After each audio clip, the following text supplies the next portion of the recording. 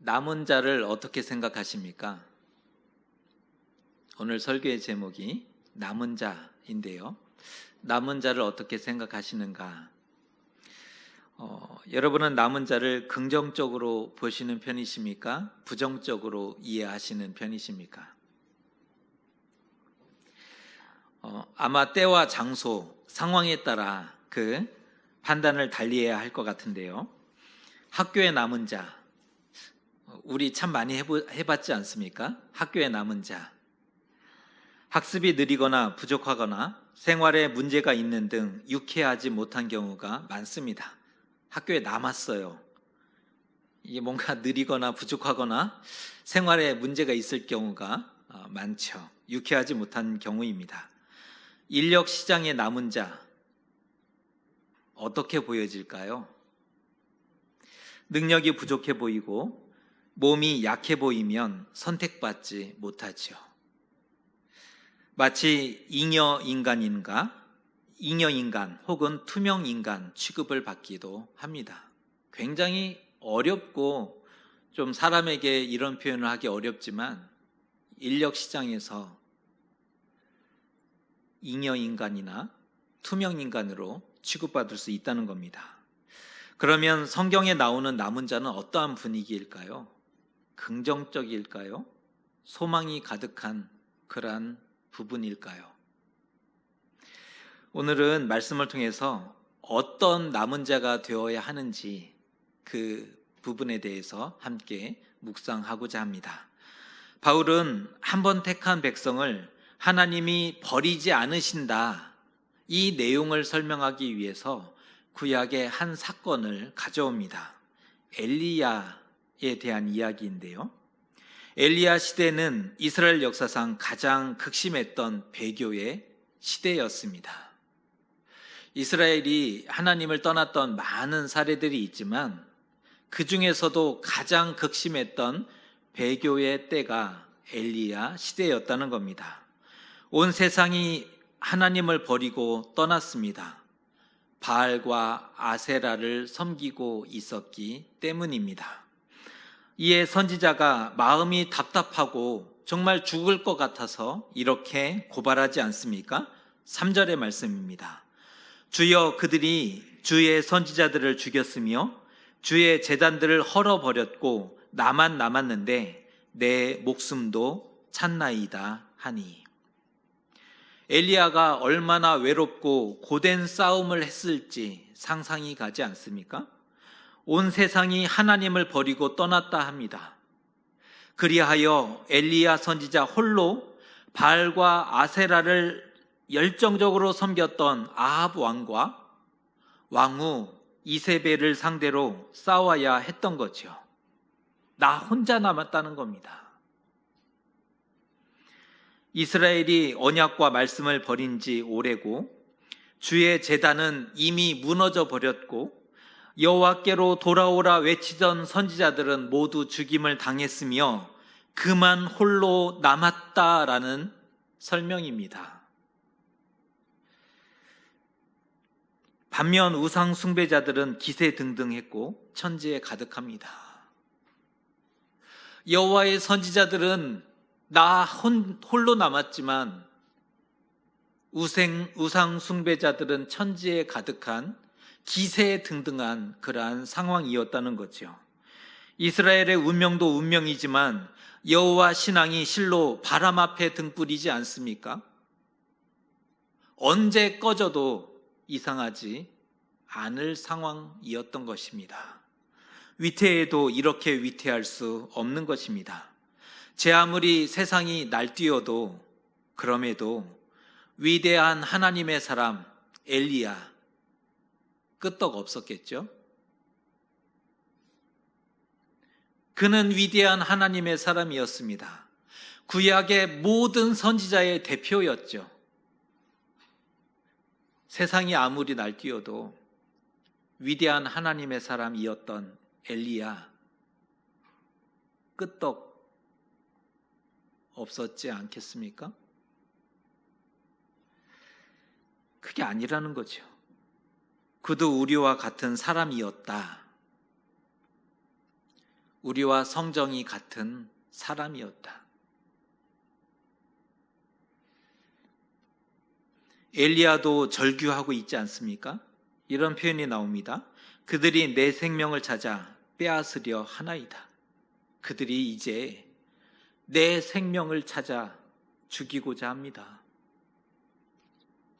생명의 위협을 받자 고통스러워했고 두려워하고 있는 모습을 보이고 있습니다.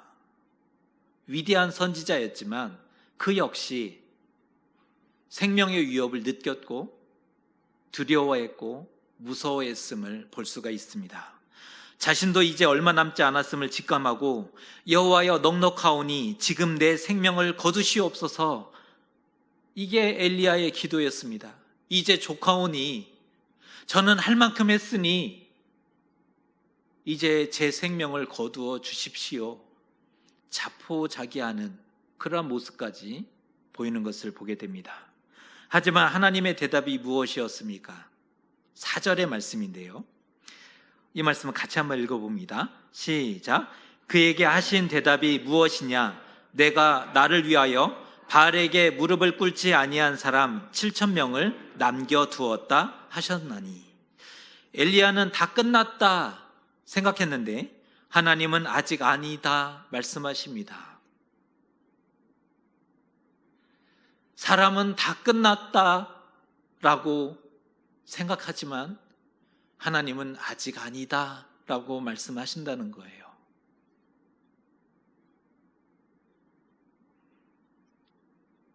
우리도 종종 이런 상황에 놓이지 않습니까?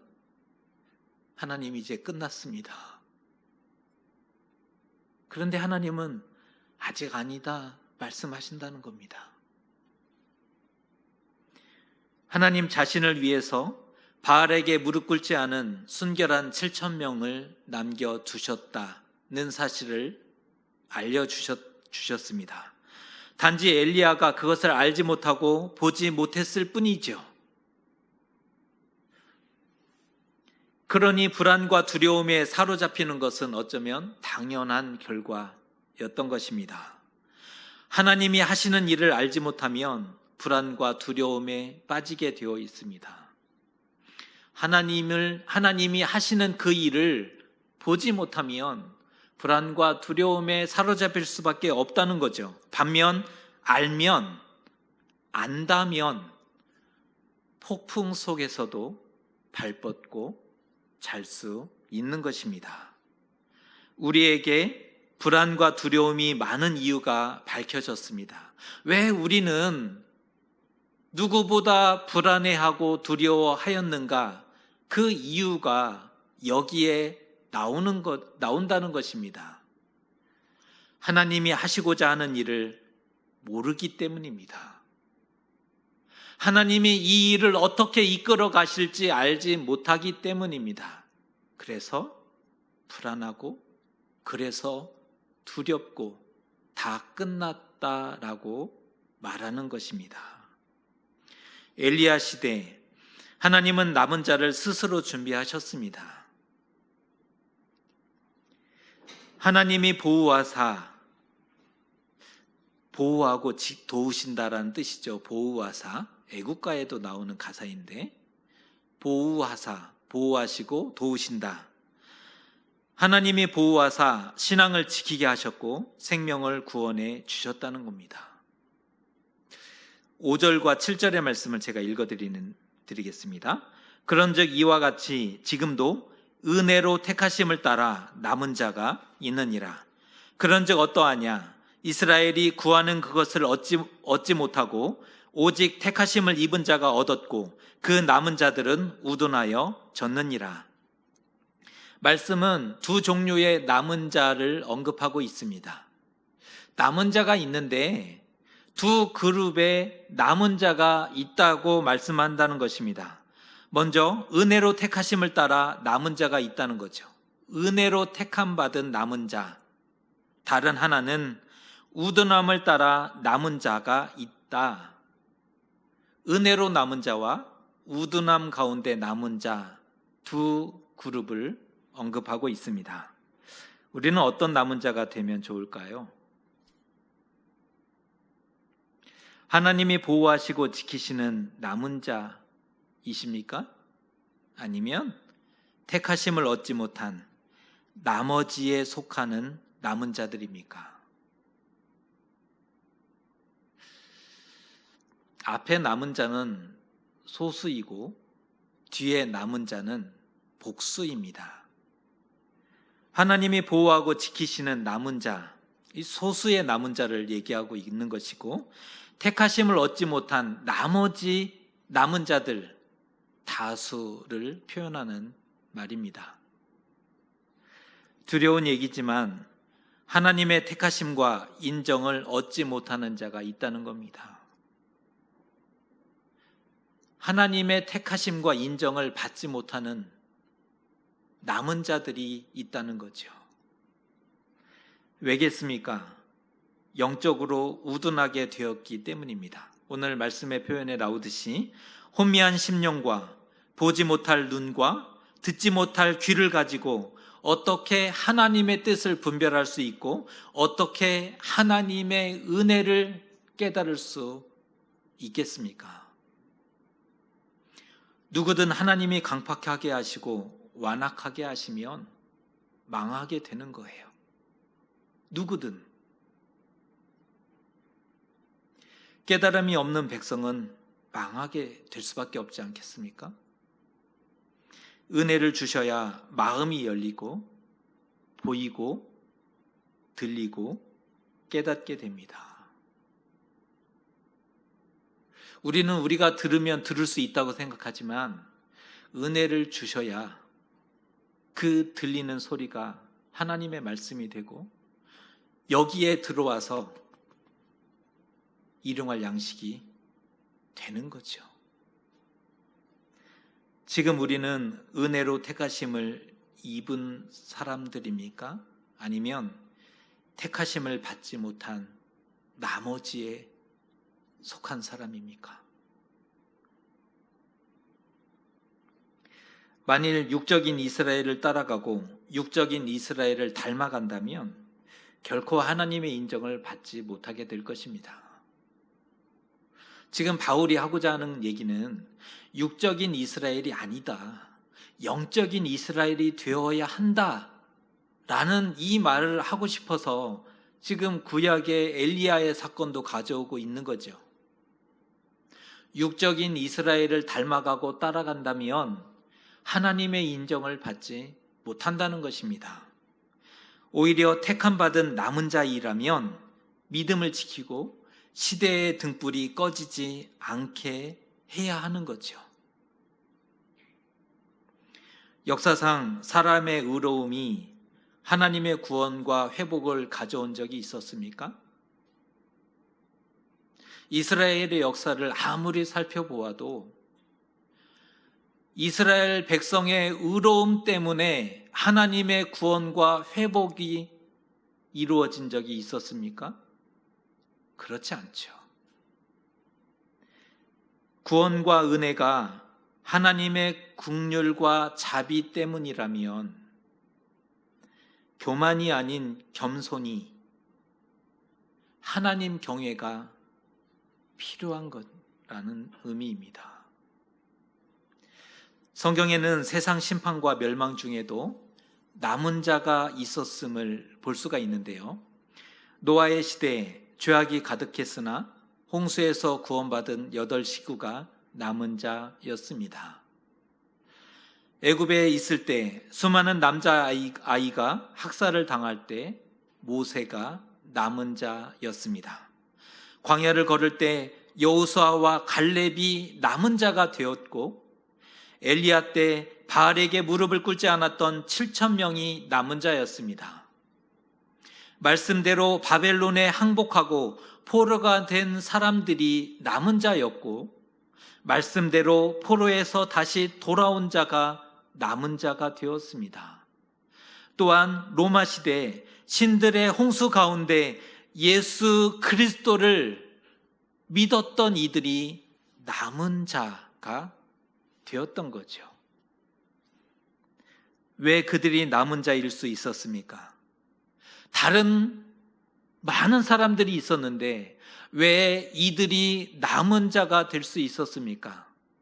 하나님이 그들의 손을 들어주셨고 인정해 주셨기 때문입니다. 하나님이 누구의 손을 들어주시느냐, 누구를 인정해 주시느냐, 그것이 남은 자가 되는 것입니다. 세상이 아무리 어두워도 언제나 남은 자는 존재했습니다. 세상이 아무리 어두워도 언제나 남은 자는 존재했다는 거죠. 많은 희생과 헌신과 눈물이 있었지만 믿음으로 응답한 결과 신앙이 계승되었고 하나님의 구원 역사가 이어지게 되었다는 거죠. 믿음으로 응답한 이들, 그들에 의해서 신앙이 계승되었고 하나님의 구원 역사는 지속되었습니다. 하나님은 남은 자를 통해서 일하시는 분입니다. 다수를 통해서 일하시는 것이 아니라 소수의 남은 자를 통해서 일하시죠. 우리가 남은 자가 될 때 하나님도 포기하지 않으신다는 거예요. 어둡지만 캄캄하지만 남은 자가 되어질 때 하나님도 그 시대를 포기하지 않으시는 겁니다.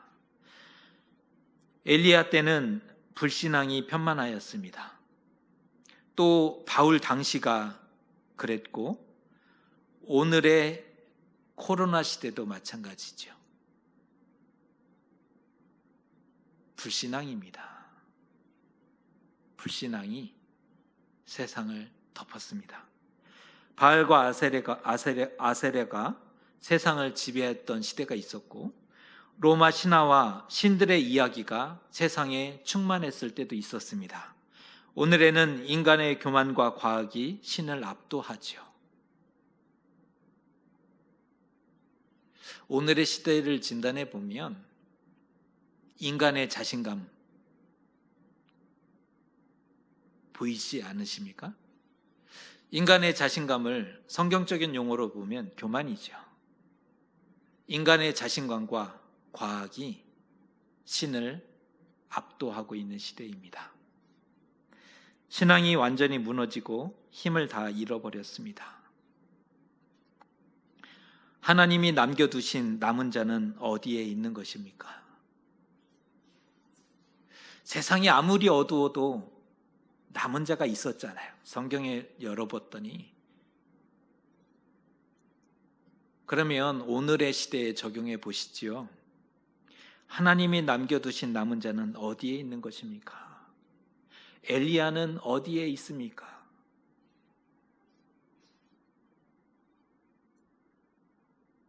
바알에게 무릎을 꿇지 않았던 7,000명은 어디에 있습니까?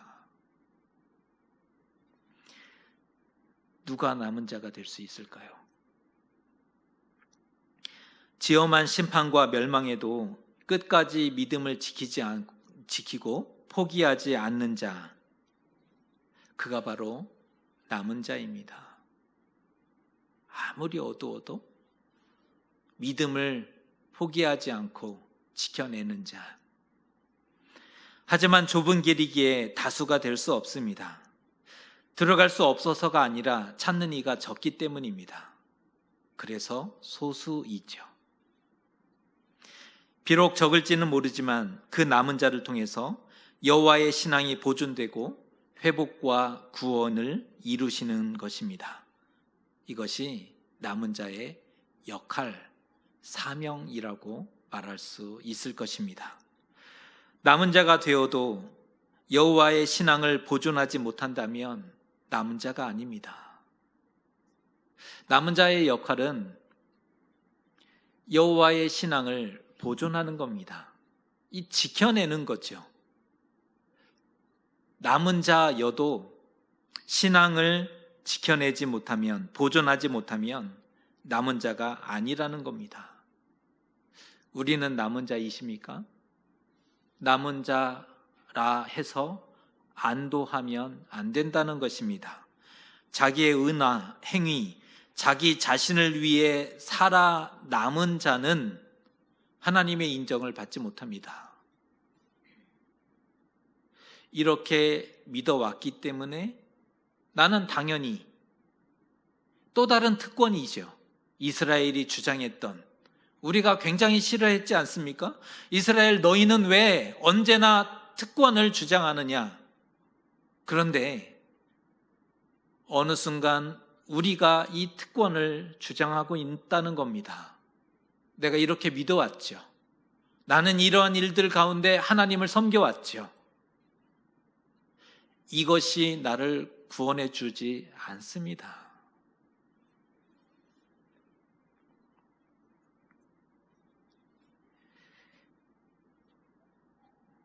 잘못하면 우리가 나머지가 될 수 있고 세상의 남은 자로 설 수 있다는 겁니다. 믿음의 남은 자가 아닌 세상의 남은 자, 능력이 있어서 그 거친 세상에서도 살아남은 자, 그러니까 믿음에 살아남은 자가 아니라 세상 가운데 우뚝 남은 자로 설 수 있다는 것입니다. 기억하십시오.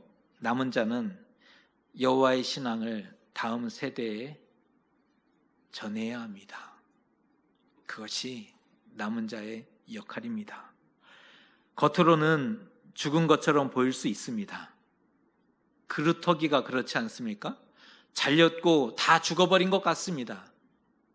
그러나 회복과 구원의 그루터기, 그곳에서 한 싹이 나며 구원이 이루어지게 될 것이고 하나님의 회복과 구원의 역사를 이루는 살아있는 자, 남은 자가 되게 되는 것입니다.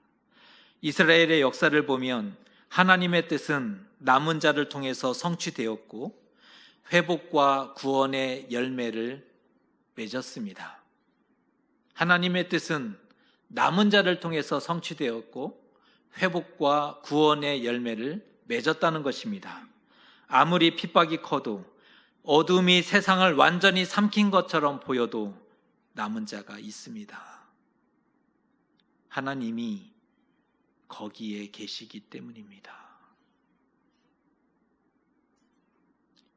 우리가 남은 자가 되어야 하는 이유입니다. 하나님이 아직 거기 계십니다. 그런데 우리는 어디에 있으십니까? 온 세상이 바알과 우상에게 돌아가고 등불이 완전히 꺼지고 암흑이 찾아온 것처럼 보일 수 있어요. 이제는 끝났다. 이건 더 이상 안 되는 것이다. 라는 마음, 생각, 누구나 다 그렇게 얘기하는 시대일 수 있습니다. 마치 오늘의 영적인 상황이 그대로 나오죠. 엘리야 시대와 같고 바울의 시대와 같고 오늘의 시대가 이 영적인 진단을 해보면 마찬가지입니다. 그러나 하나님이 거기 계셨습니다. 떠나지 않았고 버리지 않고 포기하지 않으셨습니다. 중요한 것은 엘리야가 거기 있었고 7,000명도 있었습니다. 바울이 거기에 있었고 초대교회도 그 자리를 지켰습니다. 남은 자가 있었고 주어진 자리에서 남은 자의 역할을 감당해 냈다는 겁니다. 그 소수의 헌신된 사람들이. 이제는 우리 차례입니다. 우리가 거기 있어야 하지 않겠습니까? 우리가 매일매일 열심히 살았던 이유가 세상에 남은 자가 되기 위함이셨습니까? 누구보다 열심히 살아가는 우리이잖아요. 우리가 매일매일 그토록 열심히 살았던 이유가 세상에 남은 자가 되기 위해 그토록 노력하셨다는 것입니까? 세상의 남은 자가 아닌 믿음의 남은 자가 되어야 하는 것입니다. 비록 자주 넘어질지 모르지만 우린 약하죠. 그래서 자주 넘어집니다. 그럴 수 있습니다. 그러나 하나님의 선한 힘이 우리를 감싸시고 일으키시고 보호하신다는 사실을 잊지 마셨으면 좋겠습니다. 남은 자여, 남은 자여, 포로가 되어야 할 때 포로가 되시고 돌아가라 하실 때 손에 움켜진 것과 그 좋은 것들을 다 내려 놓으십시오. 진정 이 시대를 지켜주시고 진정 이 시대를 밝혀주십시오. 남은 자여, 시대의 마지막 등불이 되고 여호와의 신앙을 전달하는, 여호와 신앙을 전달하는 사명을 감당하시기 바랍니다. 하나님의 회복과 구원을 보게 될 것입니다. 여호와의 신앙이 무너지고 등불이 꺼졌다면 그것은 남은 자의 책임입니다. 세상은 언제나 악했습니다. 사람은 하나님을 떠나기를 좋아합니다. 본성적으로 그러하죠. 그런데 여호와의 신앙이 무너진 것, 등불이 꺼져버린 것은 남은 자의 책임입니다. 세상이 어두워서가 아니라 남은 자가 역할을 감당하지 못했기 때문입니다.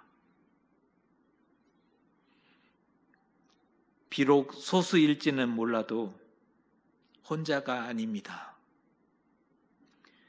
가장 어두운 그 자리에 하나님이 거기 계시고 남은 자도 있습니다.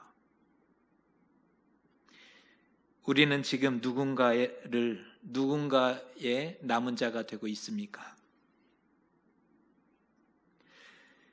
가족의 남은 자가 되고 있으십니까? 남편의 남은 자? 아내의 남은 자? 우리의 사랑하는 자녀들의 남은 자?